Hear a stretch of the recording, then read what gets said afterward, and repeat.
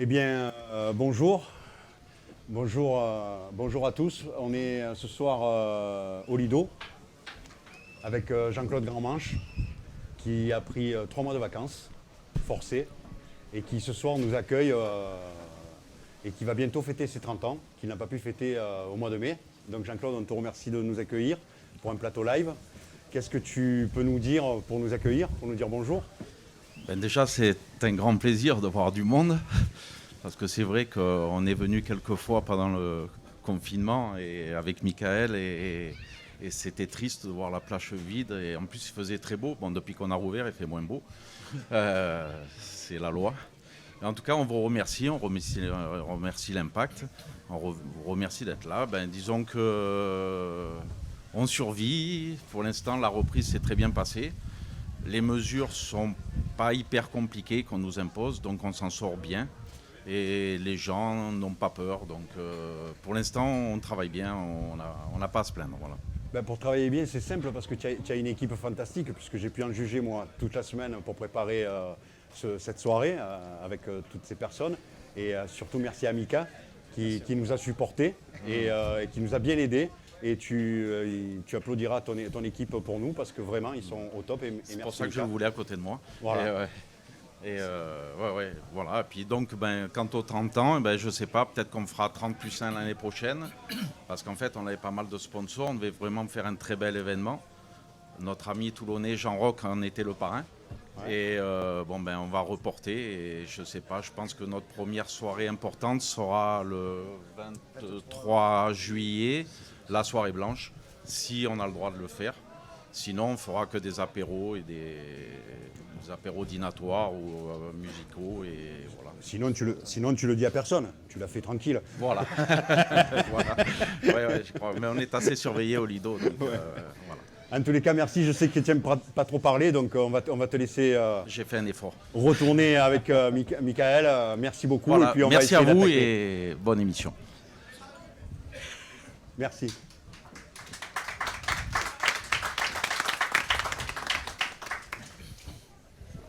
Eh bien, bonsoir messieurs. Donc, sur une discussion avec Jean-Claude Grandmanche et 2-3 amis, on voulait faire un live sympa pour raconter des blagues, mais ça ne va pas être le cas. Donc, j'ai demandé à Roland Le Joliffe de venir me donner un coup de main et à Mehdi Viardot qui sera sur l'autre plateau tout à l'heure. Et puis, j'ai appelé quelques personnes que j'aime bien et quelques personnes importantes et qui sont des hommes d'action dans la région. Et donc, on va faire plusieurs plateaux ce soir, dont un réservé au tourisme, un à l'associatif, un pour le territoire, pour l'innovation, pour les zones d'activité, l'immobilier. Et on finira par la culture avec quelques humoristes. Voilà, donc on va démarrer par le tourisme et on va parler donc de la relance économique avec Jean-Pierre Guiribelli, qui est le président de l'UMI. Nous aurons le directeur du casino Partouche, qui nous parlera de ces complications pour déplacer les machines. Évidemment, Jacques Bianchi, président de la Chambre de commerce. Marc Isidore, qui est le responsable du site URSAF du Var, parce qu'il y a un directeur au-dessus de lui. Il faut respecter. Voilà, on a toujours un directeur. Et M. Rolfo, que je connais depuis une trentaine d'années, qui avant était agent automobile et qui maintenant préside à la Chambre des métiers. Donc je vais poser la première question à M. Guiribelli. Comment se porte l'UMI en ce moment et quelles sont les problématiques? L'UMI se porte très très bien. Elle a d'ailleurs, si vous avez suivi l'actualité, elle a pris une part importante dans cette pandémie pour nos entreprises. D'ailleurs, l'UMI, à ce titre, a obtenu la représentativité auprès de l'État. Donc, nous sommes les négociateurs en direct. Je voulais dire à Jean-Claude tout à l'heure, mais je n'ai pas pu lui dire, que logiquement, demain, il y a un comité de défense à Paris, au ministère, qui va nous fixer l'ouverture, effectivement, des lieux où on peut danser, discothèques, etc., qui se fera probablement le 1er juillet. Donc, l'UMI se porte très bien. Elle a beaucoup fait pour la profession. Nous sommes tous ensemble, très unis. Ça nous a permis, cette pandémie, de nous rassembler et de savoir que notre économie du tourisme, en particulier dans ce département est une activité, c'est le poumon de ce département qui d'ailleurs est très surprenant parce qu'il nous réserve des surprises chaque année. Chaque année, on se demande ce qui va nous arriver, qu'est-ce qui va nous tomber sur la tête. Cette année, malheureusement, ce n'est pas varois, mais c'est mondial. Mais même avec cette pandémie, que voit-on dans ce beau département ? Eh bien, on voit un retour de la clientèle. J'ose aujourd'hui vous dire que tout n'est pas noir. On ne fait pas nos affaires telles qu'on devrait les faire, c'est clair. On n'a pas suffisamment de clients, on démarre un peu tardivement. Mais croyez-moi, je peux vous dire que mes confrères aujourd'hui ne sont pas dans un état tel qu'on aurait imaginé. On n'est pas satisfait, certes, mais enfin, pour l'instant, nous avons un retour de la clientèle. Ce département est là, il vit. Les gens ont envie de vivre dans ce beau département. Jean-Pierre, merci. Président Bianchi, justement, puisqu'on parle de tourisme, quel est l'impact de la crise sur le tourisme ? On a une activité qui est très touristique dans le département et en région.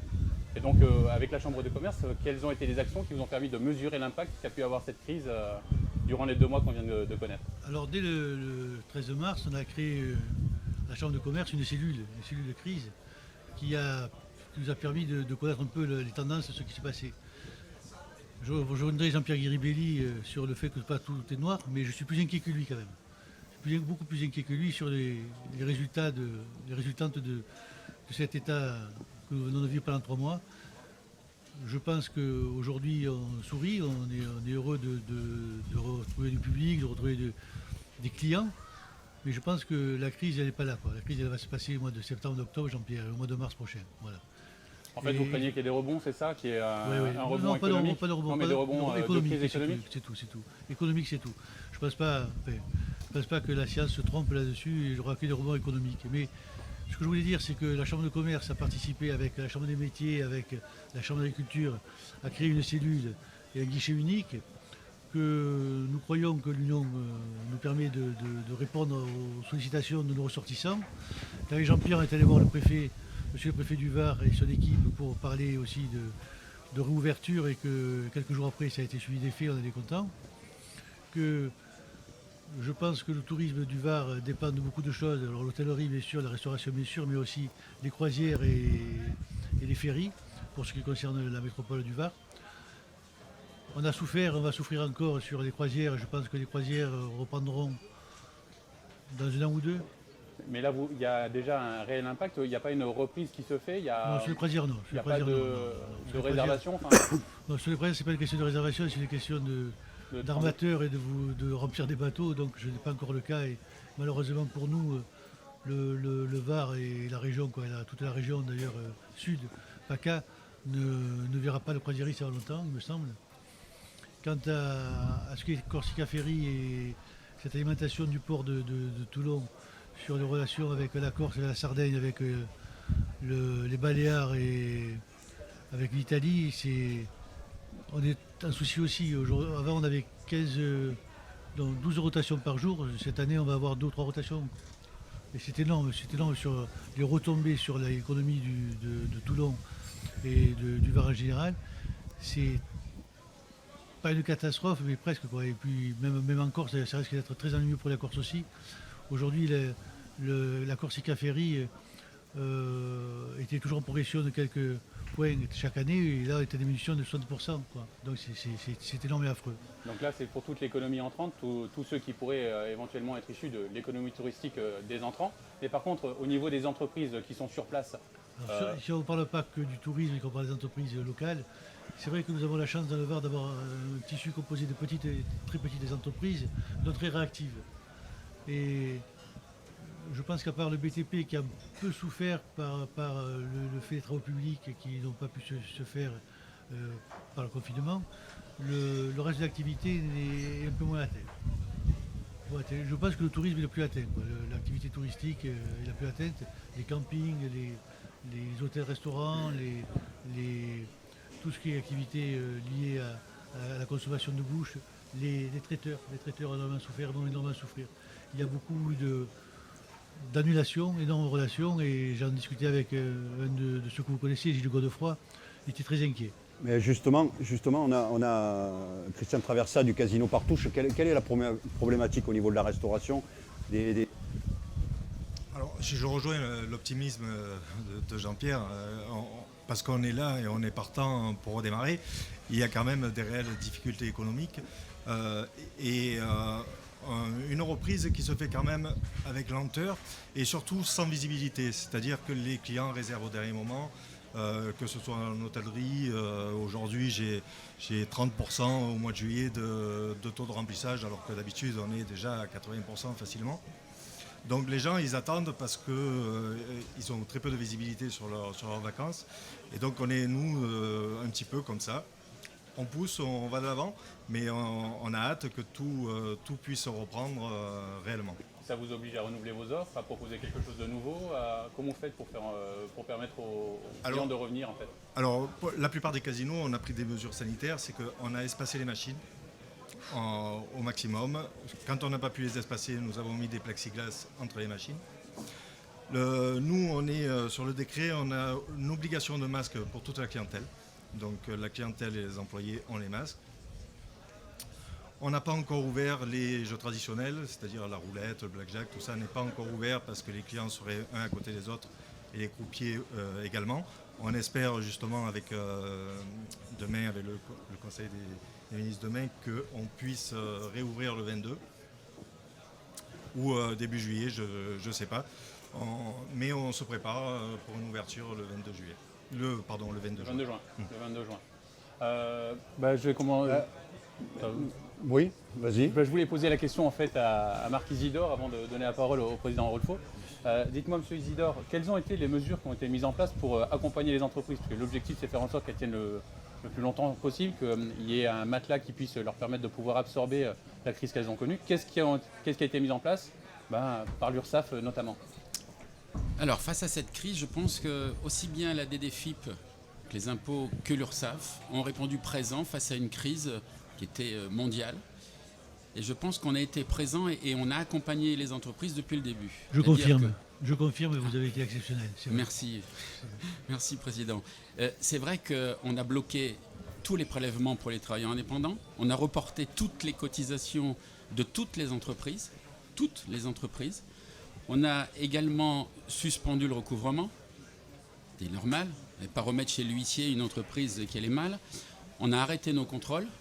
Et pendant cette période-là, donc du mois de mars au 15 juin, donc depuis hier, toutes les cotisations ont été reportées. Alors après, vous allez me dire, oui, les cotisations sont reportées, mais un jour, il faudra les payer. Sont reportées en une fois ou il y a un échéancier? Alors, voilà, c'est la suite de l'accompagnement de l'URSSAF. Ouais. C'est-à-dire que la plupart des cotisations qui ont été reportées, il y a un plan spécifique que Jean-Pierre connaît très bien, qui va être bâti autour d'exonération de cotisations, pour certaines catégories. Il va y avoir aussi des délais très très longs. Donc on va donner 12 mois, 24 mois, 36 mois de délai. Monsieur Darmanin nous avait dit on va accompagner les entreprises dans la longueur. Ça veut dire que 36 mois de délai, c'est exceptionnel. Et on sera présent, comme on l'a été pendant cette période. On a 900 salariés à l'URSSAF PACA qui étaient tous en télétravail et qui ont tous fait, à mon sens, une activité remarquable en accompagnant les entreprises. On a eu 70 000 demandes de fonds d'action sociale. On a distribué énormément de fonds pour accompagner les entreprises. Donc l'exonération de cotisation qui va arriver et qui va encore soulager les entreprises va permettre, à mon avis, de les maintenir. J'espère qu'il y aura le moins de casse possible. Enfin, ce n'est pas notre souhait, on souhaite plutôt que les cotisations soient payées, mais on les accompagnera jusqu'au bout. Quand vous dites le moins de cas possible, c'est-à-dire que vous craignez des défaillances? Il y aura, en fait, pour être honnête, les entreprises qui allaient mal avant, elles iront mal après. Exactement. Et si on se retrouvera avec des entreprises, on en a déjà aujourd'hui, qui... mes amis. Voilà. Non, mais elles allaient mal et il faudra plus les accompagner. Mais il y aura, je pense, des liquidations judiciaires ou des dépôts de bilan. Ça, mais c'est la vie aussi d'une entreprise. Mais on essaiera, puisqu'on ne va pas reprendre nos contrôles demain, on ne va pas assigner les entreprises demain, on essaiera de les accompagner le plus longtemps possible, mais comme on le fait depuis des années. Et on n'est pas les fossoyeurs des entreprises, il faut changer de paradigme. C'est pas Qu'est-ce du tout ce que j'ai dit, mais... Jean-Pierre, il avait en forme sur... Mais non, parce que moi je suis très reconnaissant au niveau des services de l'État qui nous accompagnent. Je ne fais pas de politique, Ils ont accompagné et je suis très heureux d'avoir signé cette charte avec l'URSSAF parce que l'URSSAF a fait un boulot remarquable. Tout à fait, je suis tout à fait. Alors quand je vous disais que je suis optimiste, j'ai pas dit qu'on va, ça y est, on va gagner. Mais je pense que si on arrive déjà à sauver notre saison, c'est pas mal. Je dis pas, s'il n'y a pas de saison 2020, il n'y aura pas de saison 2021, c'est sûr. Mais en se regroupant, en ouvrant les frontières, en ayant des étrangers, je pense qu'on va pouvoir sauver. Parce que si on fait que du catastrophisme, tout le monde est dans la catastrophe. Il faut quand même se ressaisir.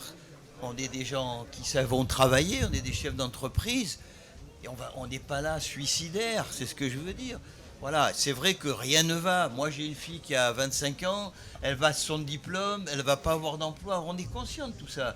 Enfin, je pense qu'on est assez futé, on a un beau département. Il faut nous regrouper, trouver des idées et essayer d'avoir le moins de casse possible. Alors, puisque vous parlez de catastrophisme ou pas, etc., on va donner un peu d'optimisme quand même à cette discussion-là. Président Rolfo, donc il y a quand même une menace sur les entreprises, donc ça veut dire qu'il y a quand même une menace sur l'emploi. Je sais que la Chambre de métier est quand même très impliquée en matière d'apprentissage. Est-ce que vous avez des choses à nous dire justement? Est-ce que vous ne craignez pas qu'il y ait aussi des contrats d'apprentissage, des ruptures, qu'il y ait moins d'apprentis ou comment est-ce que vous ressentez l'apprentissage dans les prochaines semaines? Déjà, il faut se dire qu'il n'y a pas de contrat d'apprentissage sans entreprise. Donc forcément, je dirais, la bonne santé de l'apprentissage dépendra de la bonne santé de l'économie. Je pense qu'aujourd'hui, nous répondons avec l'apprentissage à un besoin, à une attente à la fois de formation et d'insertion auprès des jeunes. Donc, quelque part, c'est aussi un lien social. Donc, je pense qu'il faut... Il faut que quelque part notre société soit capable de répondre aux attentes sociales de nos citoyens, c'est important.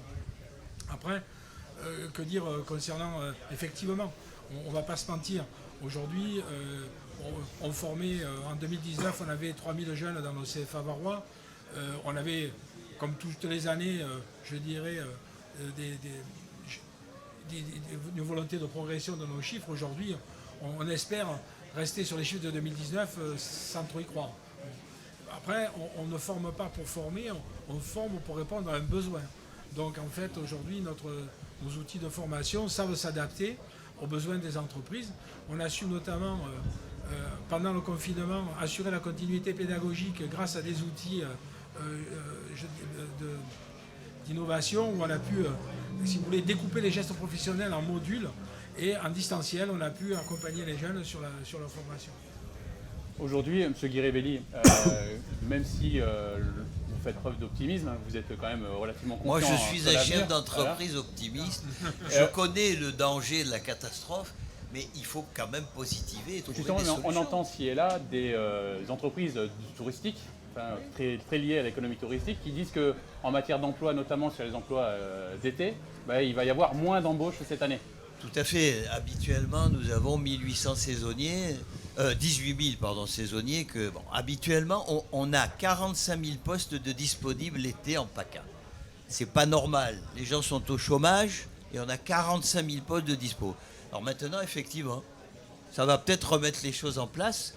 Comme me dit notre ami Rolfo, on va travailler surtout, non pas former pour former, mais former pour les besoins que nous avons. Former des futurs chefs d'entreprise, des futurs collaborateurs. Et ça va remettre tout ça en état parce que chaque année, on manquait de personnel. Là, évidemment, il va y avoir... malheureusement, on n'a pas suffisamment de postes pour eux, pour les saisonniers. Effectivement, mais bon, une grande réflexion à faire entre nous, travailler, arriver et évoluer, quoi, voilà. C'est à ce niveau-là, il faut dire que beaucoup d'hommes politiques ont pris les choses très au sérieux.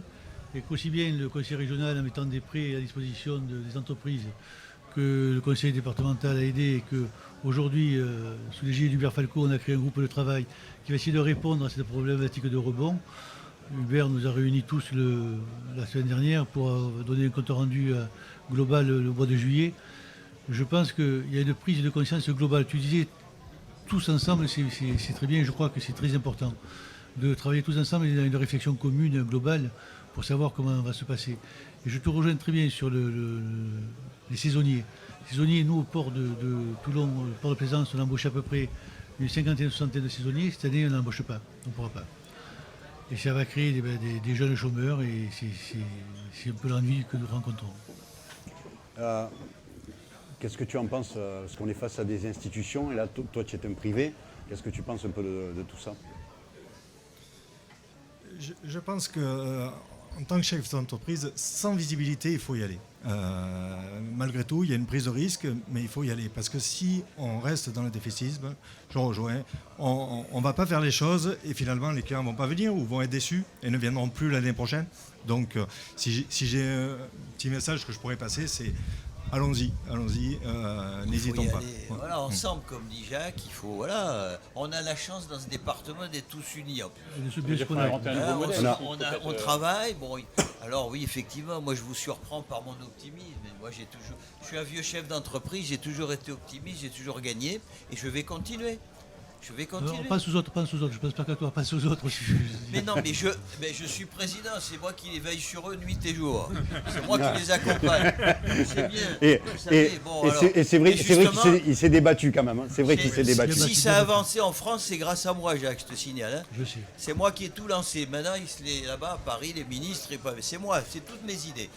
Entre parenthèses, ces ministres travaillent très bien. Moi, je ne viens pas là faire de politique. Je vous répète, je suis très content parce que les services de l'État nous accompagnent très bien.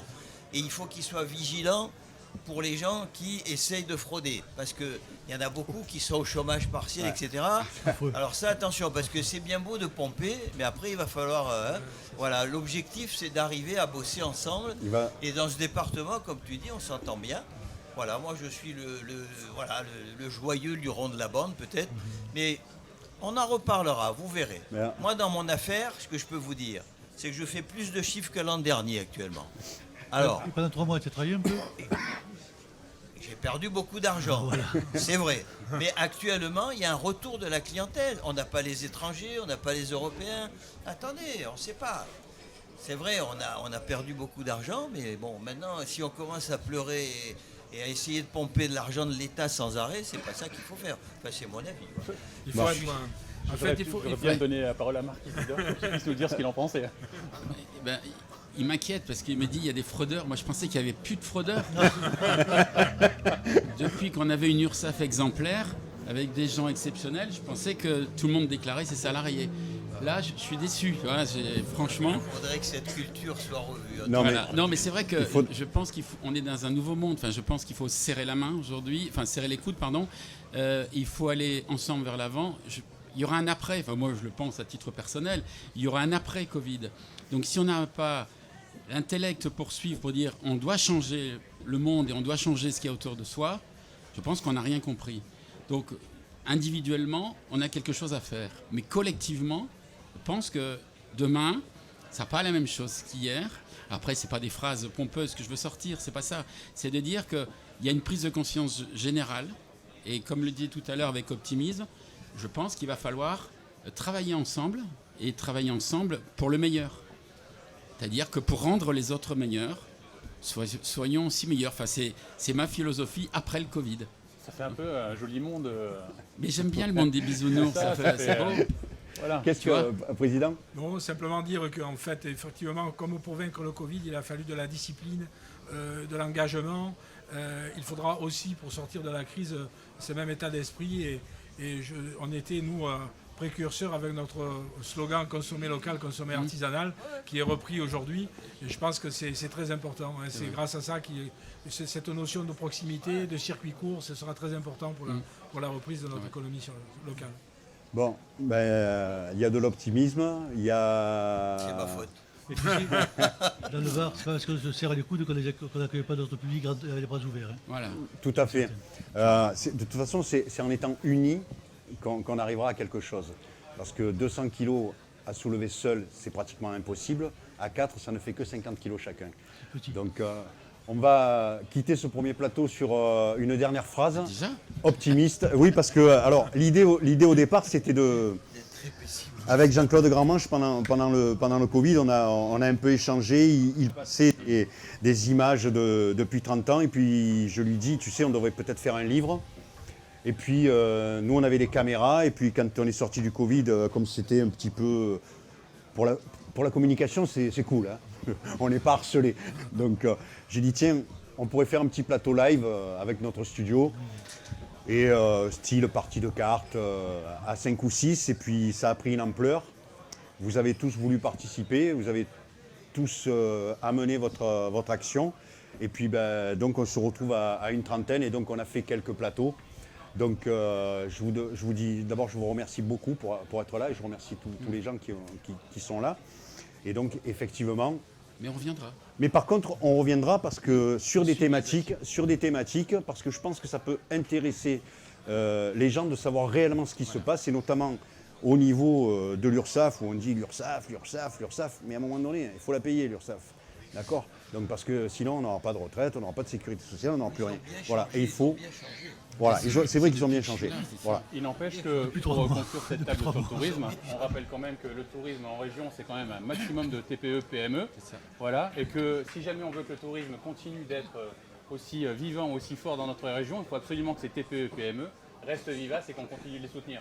Donc on a besoin de faire en sorte que les gens consomment, et on a besoin de faire en sorte que les entreprises soient soutenues. Donc pour ça, merci à tous, merci aussi aux chefs d'entreprise qui sont là et qui donc relèvent les manches. Et il faut juste espérer que justement cet été nous permettra de pouvoir limiter au maximum la casse, parce que moi aussi je suis un grand optimiste et je suis persuadé que les entreprises réussiront à passer ce cap-là. Donc merci pour cette première table ronde. Merci. Merci à vous. Voilà. Merci.